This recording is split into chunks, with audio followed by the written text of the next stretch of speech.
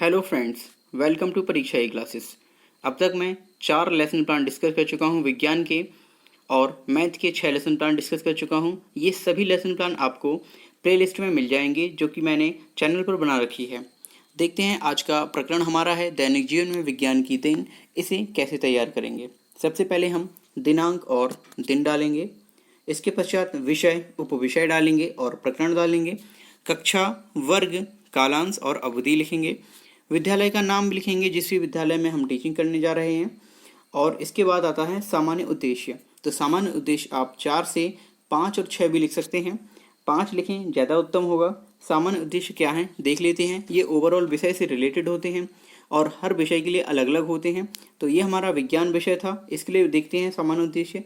छात्रों में विज्ञान विषय के प्रति रुचि उत्पन्न कराना, छात्रों में वैज्ञानिक दृष्टिकोण का विकास कराना, छात्रों को विज्ञान के आश्चर्यजनक तथ्यों से परिचित कराना, छात्रों में सृजनात्मकता का विकास करना और छात्रों को विज्ञान की उपयोगिता का महत्व बताना।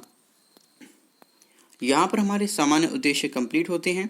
इसके बाद आते हैं विशिष्ट उद्देश्य, जो कि सीधे तौर पर प्रकरण से रिलेटेड होते हैं। पहला है हमारा ज्ञानात्मक उद्देश्य। तो छात्र दैनिक जीवन में प्रयोग किए जाने वाली वस्तुओं का प्रत्यय स्मरण कर सकेंगे। बोधात्मक में छात्र दैनिक जीवन में विज्ञान के महत्व की व्याख्या कर सकेंगे।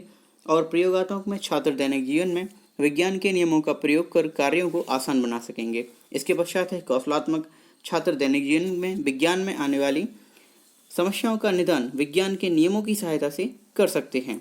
इसके पश्चात शिक्षण सामग्री का प्रयोग करना है। तो यहाँ पर हम समस्त सहायक शिक्षण सामग्री लिखेंगे, क्योंकि कक्षा में सामान्य तौर पर चौक, डस्टर और ब्लैक बोर्ड तो उपस्थित होते ही हैं। आगे देखते हैं। इसके अलावा हमें शिक्षण के दौरान, किसी भी प्रकरण के शिक्षण के दौरान हमें कुछ विशेष सहायक सामग्रियों की आवश्यकता पड़ती है बच्चों को अच्छे से समझाने के लिए, जैसे चार्ट पेपर, चित्र और मॉडल इत्यादि। तो जिस भी सामग्री का हम प्रयोग करेंगे वह हमारी शिक्षण सामग्री में आ जाएगी, शिक्षण सहायक सामग्री में आएगी। इसके बाद हमारी शिक्षण विधियाँ आएंगी कि हम किस विधि से बच्चों को शिक्षण कर रहे हैं, प्रश्नोत्तर विधि, व्याख्यान विधि व प्रदर्शन विधि। अब देखते हैं पूर्व ज्ञान, यानी जिस प्रकरण को हम पढ़ाने जा रहे हैं उसके बारे में बच्चे क्या जानते हैं पहले से। छात्र दैनिक जीवन में विज्ञान के साधारण प्रयोगों और साधनों से परिचित होते हैं। ठीक है। इसके पश्चात आता है प्रस्तावना प्रश्न, जो कि एक इम्पॉर्टेंट पार्ट है किसी भी लेसन प्लान का। तो इसमें 3 कॉलम बनाने होते हैं। पहला क्रम संख्या, दूसरा छात्र अध्यापक क्रिया और इसके बाद छात्र प्रतिक्रिया। तो सबसे पहले पहला प्रश्न हम पूछेंगे, पहले के लोग कृषि के साधन यानी पूर्वज हमारे कृषि किन साधनों से करते थे? तो बच्चे इसका जवाब देंगे बैलगाड़ी, हल, फावड़े इत्यादि से। अब बैलगाड़ी, हल और फावड़ों की जगह किससे कृषि की जाती है? तो थ्रेसर, सीडल और अन्य कृषि यंत्र। तो आपने ये नोटिस किया कि प्रश्न जो पूछा गया बच्चे ने आंसर दिया और फिर से छात्राध्यापक ने उसी उत्तर को उठाकर प्रश्न का निर्माण किया। अब ये जो क्रिया है, ये जिगजैग मोशन कह सकते हो आप इसको, या जेड सीरीज में क्वेश्चंस आपको बनाने होते हैं प्रस्तावना प्रश्न में। इसके बाद देखते हैं कैसे आगे बढ़ेंगे प्रश्न हमारे। तो थ्रेसर और सीडल आंसर देने के बाद यहीं से उठाना है। ट्रैक्टर, थ्रेसर, सीडल, हार्वेस्टर आदि किसकी देन है? तो यहाँ पर बच्चे बोलेंगे विज्ञान की देन है। दैनिक जीवन को विज्ञान ने किस प्रकार प्रभावित किया है? यहाँ बच्चे फंस जाएंगे और ये हमारे लिए समस्यात्मक प्रश्न बन जाएगा बच्चों के लिए। इसके बाद हम देखेंगे उद्देश्य कथन। उद्देश्य कथन में छात्र हम दैनिक जीवन में विज्ञान के विषय में और अधिक जानकारी प्राप्त करेंगे या और अधिक जानकारियों का अध्ययन करेंगे, ऐसा हमें उनके सामने बोलना है। अब आता है किसी भी लेसन प्लान का सबसे ज़्यादा महत्वपूर्ण भाग, वह है प्रस्तुतिकरण। यानी अगर आपने प्रस्तुतिकरण अच्छा दिया है तो आपका जो शिक्षण है वो काफ़ी अधिक प्रभावी होगा और बच्चों को अच्छे से समझ में आ जाएगा। इसमें आपको 5 कॉलम बनाने होते हैं। शिक्षण बिंदु, छात्राध्यापक क्रिया, छात्र प्रतिक्रिया, शिक्षण विधि और श्यामपट्ट कार्य। तो सबसे पहले हमारा विकासात्मक प्रश्न शुरू किया जाता है ताकि हम बच्चों को प्रकरण से जोड़ सकें। जुताई के लिए ट्रैक्टर का प्रयोग किस क्षेत्र में किया जाता है? बच्चे जवाब देंगे कृषि के क्षेत्र में। विधि हमारे यहाँ पर प्रश्नोत्तर प्रयोग हुई। आगे कृषि के क्षेत्र के अलावा किन क्षेत्रों में विज्ञान का योगदान है, ये बच्चों के लिए समस्यात्मक प्रश्न हो गया। अध्यापक कथन में देखेंगे कृषि और संचार के क्षेत्र में, ये हमारा पहला शिक्षण बिंदु है। कृषि के क्षेत्र में खेती की जुताई व बुआई हम ट्रैक्टर से तथा कटाई के लिए हार्वेस्टर का प्रयोग करते हैं, जो कि विज्ञान की देन है। इस दौरान छात्र ध्यानपूर्वक सुनेंगे और देखेंगे। यहाँ पर हमने व्याख्यान विधि और प्रदर्शन दोनों ही विधियों का प्रयोग किया है। और प्रदर्शन विधि में आपको मैंने ऊपर जो दिखाया है, ये आपको इस तरह से दिखाना है, बच्चों को बनाकर लाना है और ये दिखाना है। यहाँ पर आप चित्र भी लगा सकते हैं सभी के। अब देखते हैं संचार के क्षेत्र में।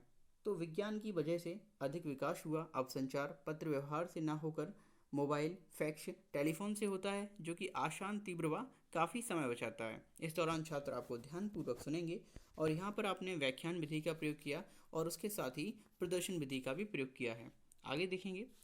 अब हमने अपना एक शिक्षण बिंदु बच्चों को पढ़ा दिया है।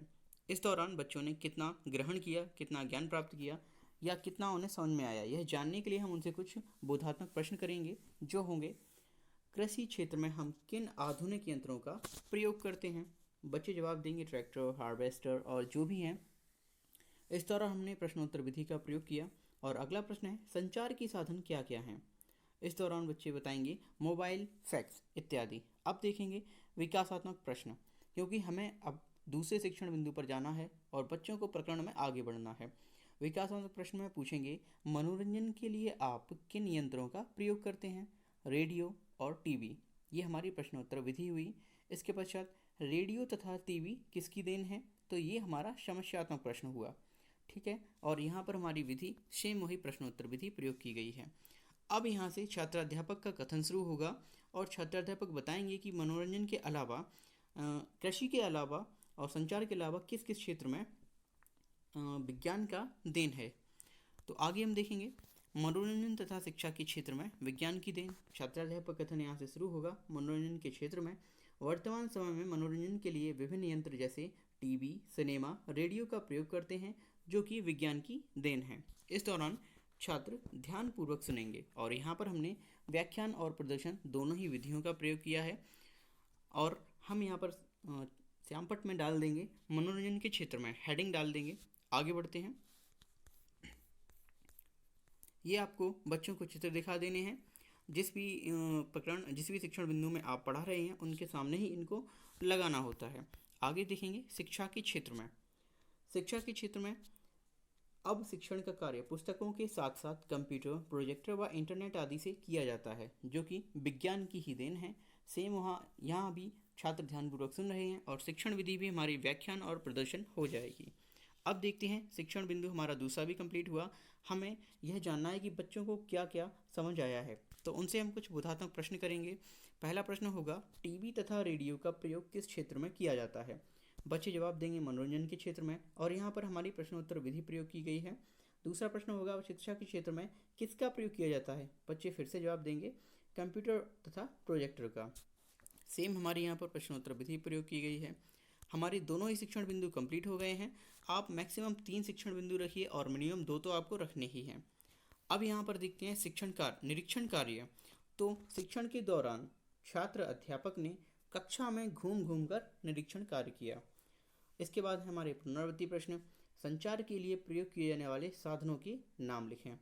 अगला प्रश्न है विज्ञान की किन्हीं 3 क्षेत्रों में देन के नाम लिखें। शिक्षा के क्षेत्र में प्रयुक्त साधनों के नाम लिखें और 2 कृषि यंत्रों के नाम लिखिए। आप 4 प्रश्न दे सकते हैं, ये काफ़ी हो जाएंगे उनके लिए। प्रत्येक शिक्षण बिंदु से आपको मिनिमम 2 प्रश्न तो उठाने ही हैं। इसके बाद हम बच्चों को गृह कार्य देंगे। पुनरावृत्ति प्रश्न कक्षा में ही कंप्लीट किए जाएंगे और गृह कार्य घर के लिए दिया जाएगा। घर में उपस्थित मनोरंजन के साधनों के नाम लिखिए। दूसरा प्रश्न कंप्यूटर तथा प्रोजेक्टर का प्रयोग किस क्षेत्र में किया जाता है। ये दोनों आसानी से बच्चे घर से करके ला सकते हैं। लेसन प्लान आपको कैसा लगा? यदि आपको वीडियो अच्छा लगा हो तो प्लीज़ लाइक, शेयर और कमेंट्स जरूर कीजिए और चैनल को सब्सक्राइब कीजिए। Thanks for watching this video.